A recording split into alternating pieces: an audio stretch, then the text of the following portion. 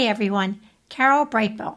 If you have a Google Workspace account, they've just made it much easier for you to create a customized email campaign by giving you a new layout editor tool. Let me show you how this works. When you open up Chrome, let's select Gmail, and that will take you into your email. You want to select the Compose button, and if you look at the lower icon menu, there's a little icon there that says Select Layout. I'm going to choose this. It has some default layouts that you can use, any layouts that you made previously in the past, but what I want to show you is the Edit Layout. This now gives you the ability to make a really beautiful email campaign and send it right from your Google Gmail. Let's look down the right menu. You can see you have an Insert and you have Themes. We're going to go down the Insert button first. This newsletter gave you default text at the top. You can keep this or delete this if you don't want this to be here. You can see there's a trash button. Even the header, you can trash that. But I'm going to leave that for now. So you can select the text box and that will insert a text box, giving you the ability to change the style of your text, to change the font size, bold, italic.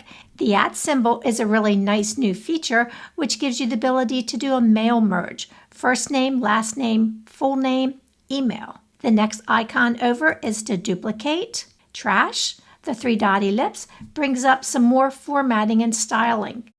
When you select the button icon, it will insert a button that you can add text and a link to an external website or the ability for your user to unsubscribe to your newsletter. Every email campaign has to give the receiver the ability to unsubscribe from your email. The next one down is images.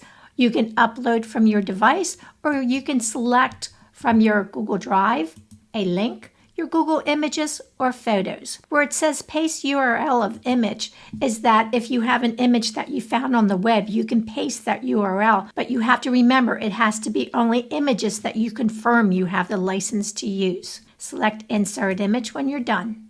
And the last item here is a divider.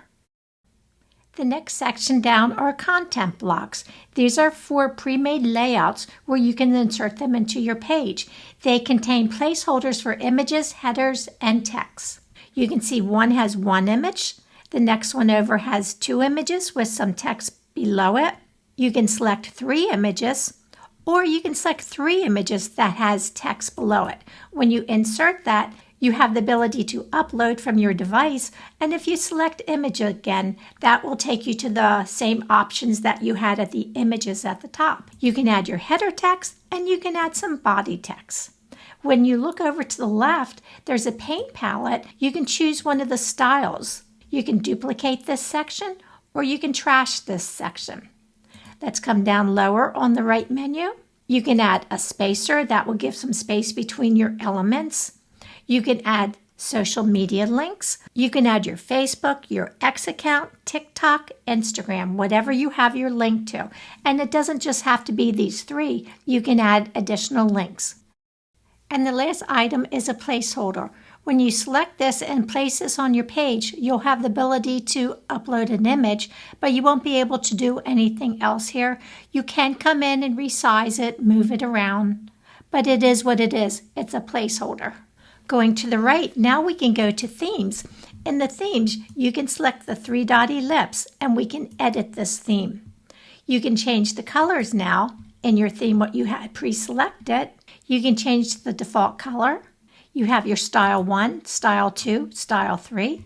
You can change the background from white to if you wanted it to be a different color. Here's your titles and headers. And what I really like about this, you can select the preview to see what that would look like. The same thing with the body text. When you change that, you can select the preview and see what it looks like. Scrolling down now to text, this is where you can change the font size, the color of your normal text, title, heading, subheader, small text. You can come in here and edit it and customize it to be whatever you want it to be.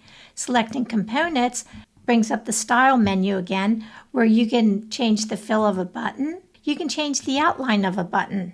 You can change the text color of a button.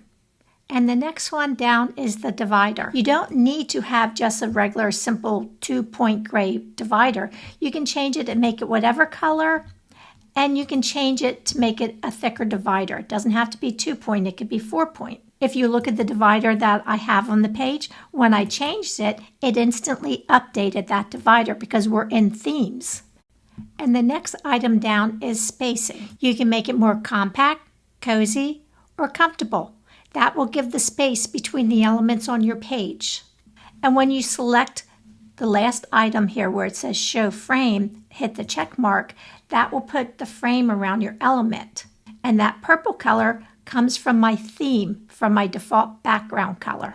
With the theme still loaded, there were 2 icons that are at the top. The Change Fonts icon, where you can change the fonts of your theme here, or the palette, so you can change your colors also right here. Selecting Change will change all the colors now within my theme. Before I'm going to select the Insert button, I'm going to select the icon at the top to give myself a preview. I can see what this looks like on a computer, on a tablet, or on a mobile device. Let's X out of here, and I'm going to select Insert. Now this just placed this within my email. All I need to do now is add my recipients, give it a subject. I can send it now or schedule a send.